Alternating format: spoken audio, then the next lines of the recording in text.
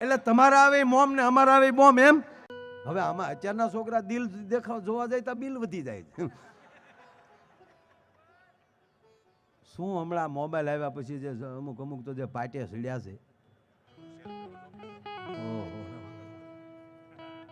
હમણાં એક માડીએ એના છોકરાને ઓફિસે ફોન કર્યો.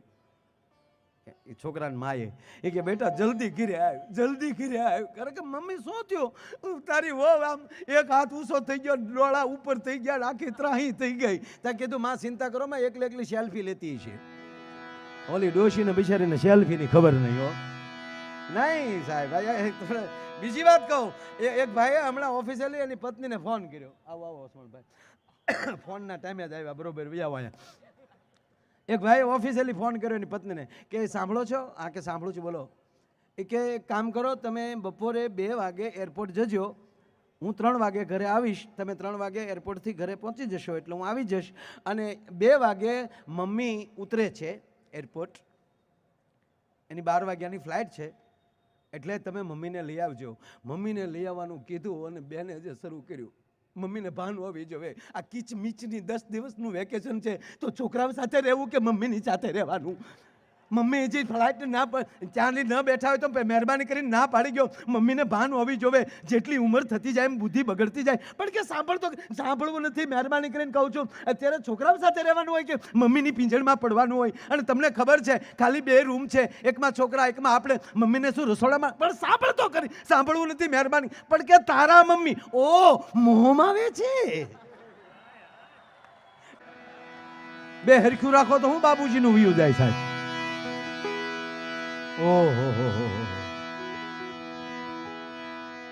નહીં, અમુક મુદ્દા મને સમજાતા જ નથી યાર. અમુક મુદ્દા હકીકત નથી સમજાતા. આ ચોખ્ખું કહું તમને. જો રામદેવજી મહારાજ છે, આપણે ખૂબ માનું છું, મારા બહુ સ્નેહી છે, મળ્યો છું. હમણાં મોવા બાપુની કથામાં આવ્યા ઉદઘાટનમાં, ત્યારે મળ્યો. અમે ગુરુકુળમાં ઘણું બેઠા બાય. પણ એ પોતે હોય ને, એ પોતા માટે કાંઈ ન કરી શકે, એ જગત હાટું જ કરતા હોય. મને એક ભાઈ કીધું ને, મને કે યોગાથી બધું સારું થઈ જાય. મેં કીધું હા. મને કે તો રામદેવજી મહારાજની આંખ કેમ એક બરોબર નથી ખુલતી? લે, એને કેટલાની ખોલ્યું એ જો ને ભાઈ. હા, અમુક નો પોતા માટે ન થાય લ્યો ને. પછી અમે રામદેવજી મહારાજને દાંત કાઢતા કાઢતા કીધું, કીર્તિભાઈ, મેં કીધું બાબા તમે એમ કહો છો કરો યોગ ભાગે રોગ. મને કે હા યોગ છે, રોગ ચલા જાતા હે. હું કીધું તમે દવાની દુકાન શું કામ નાખી?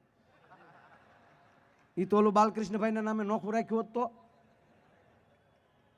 એક બાજુ એ કયો છો ને દવા, એટલે આવું બધું. તો આ ફેવિકોલ કંપની આપણા મોવાની, બરોબર ને, મધુકાંતભાઈ પારેખ,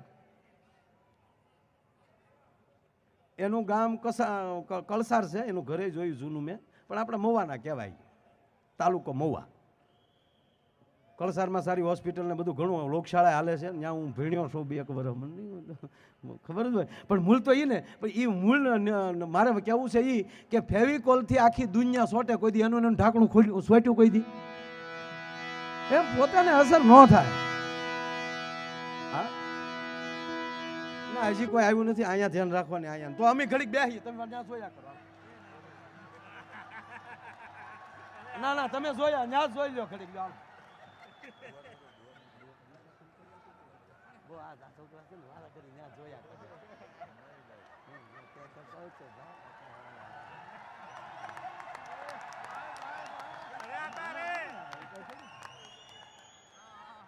જો રૂપ વેચવાનું ભગવાને ચાલુ કર્યું ને, એટલે કાશ્મીરથી ચાલુ કર્યું. કાશ્મીરના માણસો રૂપાળા બહુ, ભલે નાય નહીં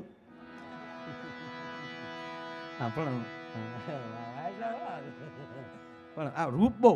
રૂપ વેચતા વેચતા દક્ષિણમાં પહોંચ્યા, ગોપાલ બાપુના ગામ બાજુ. અయ్યો રામા સ્વામી રૂપ ખાલી. પછી દક્ષિણ તમે સાંભળી લો, ભગવાનની નજીક બહુ.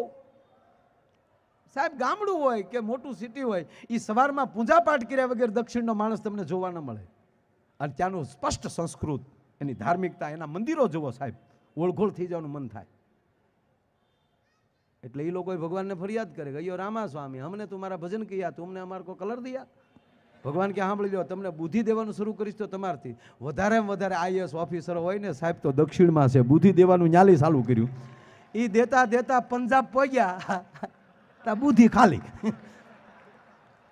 કાં ભૂલના પકડતા હોય ને કાં ખટારા હાંકતા હોય. 10 વર્ષ કેમ ગોબાવી નાખ્યા હજી મને ખબર નથી પડી. બોલો લ્યો.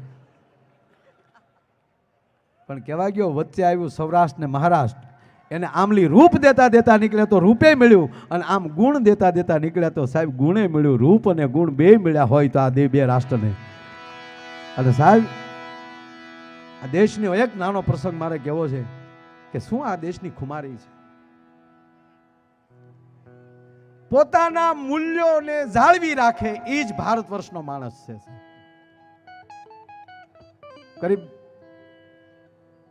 150 સાલ 150 સાલ પહેલાનું એક સત્ય ઘટના. ઓસ્માન એ કોઈ દક્ષિણ કા રાજ્ય था. થોડીક હિન્દી બોલું, प्रसंग મને ગમે છે એટલે કેવું છે સાહેબ. वहाँ एक जगह थी, जमीन का झगड़ा था. मुस्लिम लोग ये कह रहे थे कि हमारी जगह है, हमको यहाँ मस्जिद बनाना है. ત્યારે अंग्रेजो હતા આપણા દેશમાં.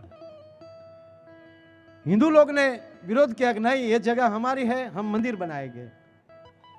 ये पूरा मामला कोर्ट में तय हुआ. जज निर्णय नहीं ले रहे थे, अंग्रेज जज था.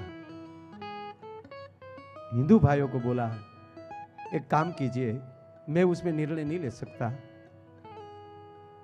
आपको जिसके ऊपर ट्रस्ट हो, जिसके ऊपर भरोसा हो, उसका नाम दीजिए, उसका निर्णय आप फाइनल कीजिए. तो हिंदू भाइयों ने कहा कि सामने मस्जिद है ना, हाँ वहाँ का मौलाना बहुत बूढ़ा है, उसके ऊपर हमको भरोसा है, वो कहेगा हम स्वीकार लेंगे. तो मुस्लिम भाइयों ने कहा कि तो सही है, तो अपने पक्ष में ही बोलेंगे. कोर्ट में हाजिर हुआ. जज ने पूछा, बोलिए मौलाना साहब ये जगह किसकी है. मालिक, जज साहब हम तो 200 साल से पहले आए थे, ये तो हिंदू भाइयों की है, हम नहीं ले सकते, ये हिंदू की है. साहब अंग्रेज जज ने तब बोला था कि आज मुसलमान हार गया, इस्लाम जीत गया. मुसलमान हार गया और इस्लाम जीत गया. मारो कहेવાનો સુર, આ દેશ સત્યનો દેશ છે, અને આવા સાચા નિર્ણય જેણે આપ્યા હશે ને એને જુગો જુગ સાહિત્યકારો સ્વીકારતા રહેશે. ભલા માણસ આવા સાચું બોલનારા નામે માણસો છીએ. મોદી સાહેબના કોઈ વખાણ કરવાની જરૂર નથી સાહેબ. મને એ તો જવાબ આપો તમે કે એટલા વર્ષો પછી આવું બોલનાર વ્યક્તિને, આવું સાતી કાઢીને હાલનારો વડોપ્રધાન ક્યાં મળ્યો છે આપણને?